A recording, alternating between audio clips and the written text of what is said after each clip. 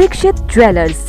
जीवनदीप निवास, bypass road, BCS, Shimla. बुधवार को मुख्यमंत्री के प्रधान सलाहकार मीडिया नरेश चौहान ने शिमला में आयोजित पत्रकार वार्ता के दौरान भाजपा पर जमकर निशाना साधा। उन्होंने कहा कि भाजपा खरीद फरोख्त की राजनीति कर रही है और आए दिन कांग्रेस सरकार को अस्थिर करने का प्रयास कर रही है, लेकिन भाजपा अपने मंसूबों में कामयाब नहीं हो पाएगी। उन्होंने कहा कि मुख्यमंत्री सुखविंदर सिंह सुक्खू के कुशल मार्गदर्शन एवं गतिशील नेतृत्व में कांग्रेस सरकार लोगों से चुनावों के दौरान की गई सभी गारंटियों को चरणबद्ध ढंग से पूरा करने के लिए वचनबद्ध है। उन्होंने कहा कि कांग्रेस सरकार ने अपनी 5 गारंटियां पूरी कर दी है। उन्होंने कहा कि सरकार जनता के हित में कार्य कर रही है और भाजपा के नेता बौखलाहट में आकर अनाप शनाप बयानबाजी कर रहे हैं। सोलर क्षेत्र में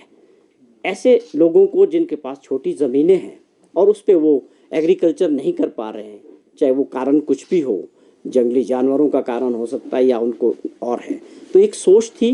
हमारी सरकार की और मुख्यमंत्री जी की कि कम से कम हर ऐसा व्यक्ति कम से कम 25-30 हज़ार रुपया महीने का अपने घर के पास कमाए, उन छोटी ज़मीन से भी। तो उसमें सोलर के ज़रिए जो है छोटे प्लांट्स लगा के उनको भी हमने 50% अनुदान देने की बात कही है। तो उसमें भी हमें उम्मीद है कि लोगों को जो है अपने घर के पास और युवा साथियों को एक अच्छा रोज़गार मिलेगा। और तीसरी योजना के तौर पे जो है,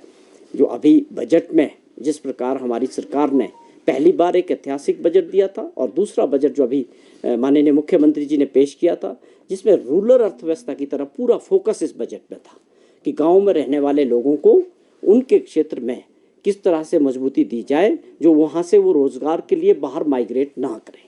और साफ तौर पे आप लोगों ने देखा कि रूरल अर्थव्यवस्था के लिए कृषि से जुड़े हुए लोग, बागवानी से जुड़े हुए लोग या पशुपालन करने वाले लोग या दूध उत्पादक, उन सब के लिए मछली पालक वालों की बात थी, भेड़ पालकों की बात थी, सबके लिए इस बजट में जो है ऐसा प्रावधान किया गया है कि उसमें लोगों को जो है एक बहुत खुशी भी थी इस बात की कि पहली बारी एक ऐसा बजट मिला है जिसमें गांव के लोगों के लिए और इन क्षेत्रों से जुड़े हुए लोगों के लिए सरकार ने ध्यान दिया। ये अपने आप में एक ऐतिहासिक फैसला था कि मैं समझता हूँ कि हिमाचल प्रदेश ऐसा पहला राज्य बना जिसने दूध को जो है मिनिमम सपोर्ट प्राइस के अंडर लाया और 7 रुपये जो है गाय के दूध में उसमें बढ़ोतरी की गई और 8 रुपये भैंस के दूध में बढ़ोतरी की गई, जो अपने आप में ऐतिहासिक थी। इससे पहले भी सरकारें रही और उसमें जो बढ़ोतरी होती थी वो 50 पैसे किलो या 1 रुपये किलो के हिसाब से की जाती थी। तो ये एक ऐसा फैसला था हमारी सरकार का और माननीय मुख्यमंत्री जी का, जिसके पीछे सीधी सोच थी कि ये इस प्राइस पे सरकार उनसे जो है मिनिमम सपोर्ट प्राइस के ऊपर ये दूध लेगी और इससे ज़्यादा अगर उनको मार्केट में मिलता है तो वो बेच सकते हैं। तो ये एक बहुत बड़ा फैसला था। उसी प्रकार जहर मुक्त खेती के लिए हमारी सरकार ने जो शुरुआत की कि इसको जो है गेहूं का मूल्य 40 रुपये और मक्की का मूल्य 30 रुपये मिनिमम सपोर्ट प्राइस के तौर पे कि भाई आप देखिए प्राकृतिक खेती को प्रोत्साहन करने के लिए इस योजना को शुरू किया। मैं समझता हूँ ये ऐसे फैसले हैं जिसमें आने वाले समय में प्रदेश को जो ये बहुत आगे ले जाएंगे और एक ऐसी पहचान हिमाचल प्रदेश की बनेगी कि जो प्राकृतिक खेती करने वाला एक पहला राज्य बन सकता है इस मामले से। उसी प्रकार एक 2 दिन पहले एक गारंटी जो हमारी थी जिसको लेके विपक्ष के लोग बार बार बात कर रहे थे कि जो महिलाओं से हिमाचल में रहने वाली 16 साल से 60 साल 18 साल से 60 साल तक की महिलाओं के लिए हमारे एक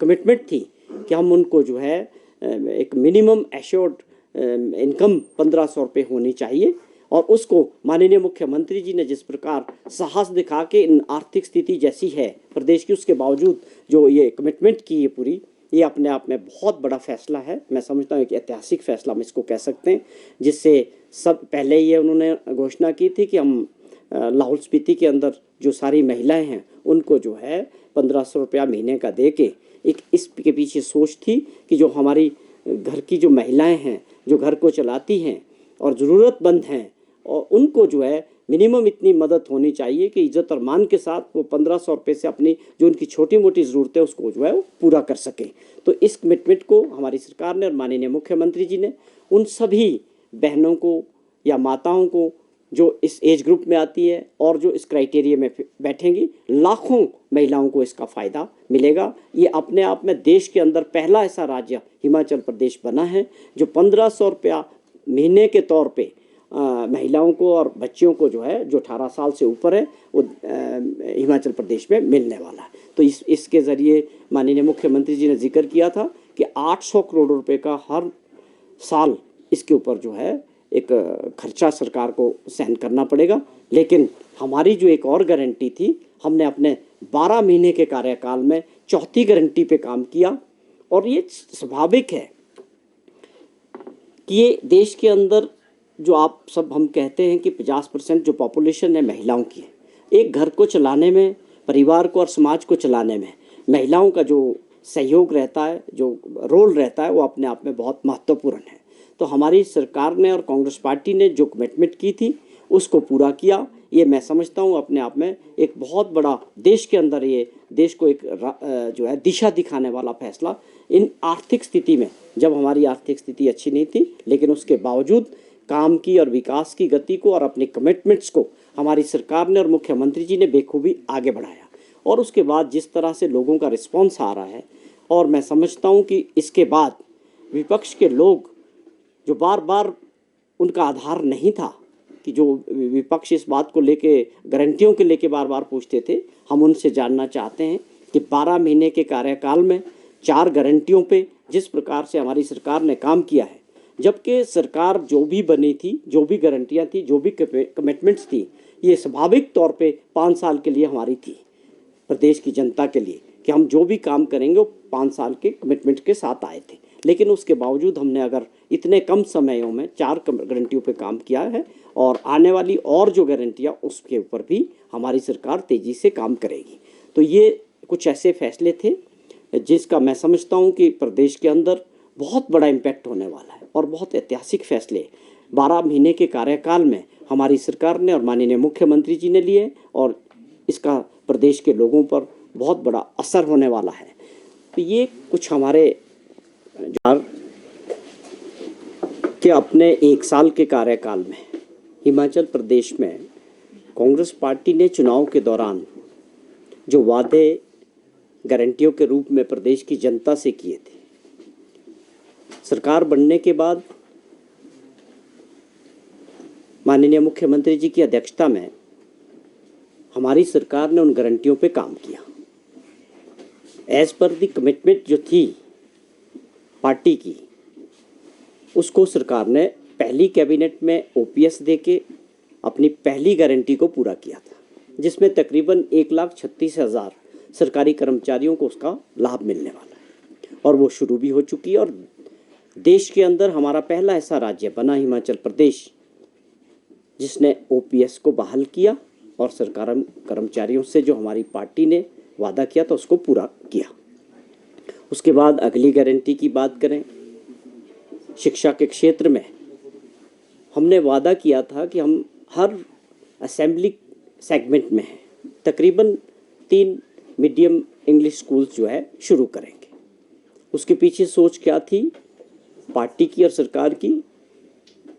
जो सरकारी स्कूलों में जो है पढ़ने वाले बच्चों की संख्या कम हो रही है और लोग पब्लिक और प्राइवेट स्कूल्स की तरफ जा रहे हैं। उस नज़रिए से हमने ये प्रॉमिस किया था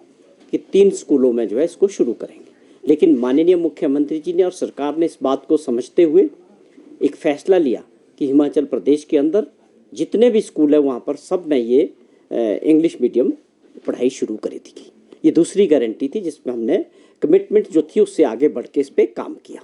उसी प्रकार जो स्टार्टअप था, राजीव गांधी स्टार्टअप योजना, जिसमें 680 करोड़ से युवा साथियों के लिए रोज़गार देने की जो सोच थी सरकार की, उसके 2 चरण हमने पूरे किए, जिसमें इलेक्ट्रिक वाहन खरीद कर उनको सरकारी महकमों के साथ जोड़ना और एक सुनिश्चित आय करना युवा साथियों की, जिनको वो परमिट मिलेगा वो अपनी गाड़ी खरीदेंगे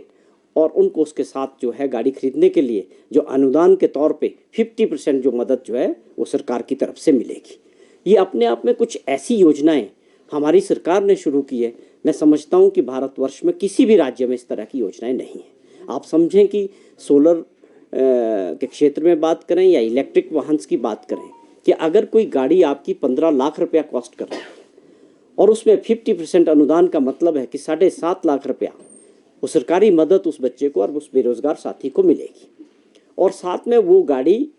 हायर करके सरकारी महकमों के साथ लगाई जाएगी,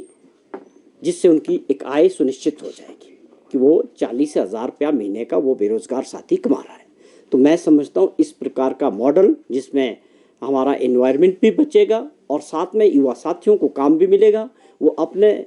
उनके साथ अनुदान की भी हेल्प करेंगे और साथ में वो एक 40,000, 30,000 या 50,000 का रोजगार भी मिलेगा। ये हमारी दूसरी गारंटी थी। उसका एक देखिए, हमारी जो कुछ पिछले दिनों हुआ है, सरकार आपने देखा किस प्रकार से माननीय मुख्यमंत्री जी लगातार लोगों के बीच जा रहे हैं, प्रदेश का दौरा कर रहे हैं। वो इस बात से रुकने वाले नहीं हैं। लगातार कैबिनेट मीटिंग्स हो रही है, फैसले हो रहे हैं, जनहित में फैसले लिए जा रहे हैं। वो चाहे सरकारी कर्मचारी हो, वो चाहे गांव में रहने वाला किसान बागवान हो, हर वर्ग को आपको मैंने जैसे जिक्र किया था कि बजट के अंदर वो चुनाव में पंचायतों के चुने हुए लोग हो, म्यूनिसिपल कॉरपोरेशंस में हो, जिला परिषद में हो, ब्लॉक समितिज में हो, या वो आशा वर्कर हो, आशा सही दूसरे आंगनवाड़ी वर्कर्स हो, या डेली वेजेस वाले लोग हों, या मनरेगा की दिहाड़ी हो, ये पहली बार बिना टैक्स का और सबको राहत देने वाला जो बजट मुख्यमंत्री जी ने प्रस्तुत किया था, मैं समझता हूँ उसकी प्रदेश के लोगों में बहुत बड़ी खुशी है। और जब ये घटनाक्रम हुआ, हजारों की संख्या में लोगों ने टेलीफोन करके कंसर्न था कि मुख्यमंत्री जी और ये सरकार लोगों द्वारा जो 5 साल के लिए चुनी गई है, उसको 5 साल तक रहना चाहिए। ऐसी भावना प्रदेश के लोगों की, गांव में रहने वाले हर क्षेत्र के लोगों की, ये आप भी समझते हैं, आप लोगों के पास भी ऐसा फीडबैक है। तो लोकतंत्र में लोगों ने 1 साल पहले हमारी सरकार को चुना, बहुमत मिला, 40 सीटें कांग्रेस पार्टी को मिली, 25 सीटों का जनमत जो था वो भाजपा को मिला। साफ तौर पे उसमें एक संदेश था कि 25 सीटें वाले लोगों को विपक्ष में बैठना है, और कांग्रेस पार्टी को जो है सरकार बनी जनता के सहयोग से और आशीर्वाद से। बेखूबी इन बातों से आगे बढ़ के मुख्यमंत्री जी आप लगातार दौरा कर रहे हैं, प्रदेश का लोगों के बीच जा रहे हैं और लोगों का समर्थन उनको मिल रहा है और वो विकास की दृष्टि से काम कर रहे हैं। कल नेरवा में थे, आज हमीरपुर गए, उसके बाद कांगड़ा जा रहे हैं, उससे पहले धर्मपुर थे। लगातार कैबिनेट मीटिंग्स हो रही है, जनमत लोगों की जो समस्या उसके ऊपर सरकार का काम कर रही है। हमारी प्राथमिकता और हमारी सरकार की प्राथमिकता साफ तौर पे, मुख्यमंत्री जी की प्राथमिकता साफ है कि हमने जो है लोगों के लिए और प्रदेश की जनता के लिए काम करना है। हमारा पूरा फोकस जो है पूरी ईमानदारी के साथ लोगों की सेवा करने का लक्ष्य है। Bureau report, city channel, Shimla.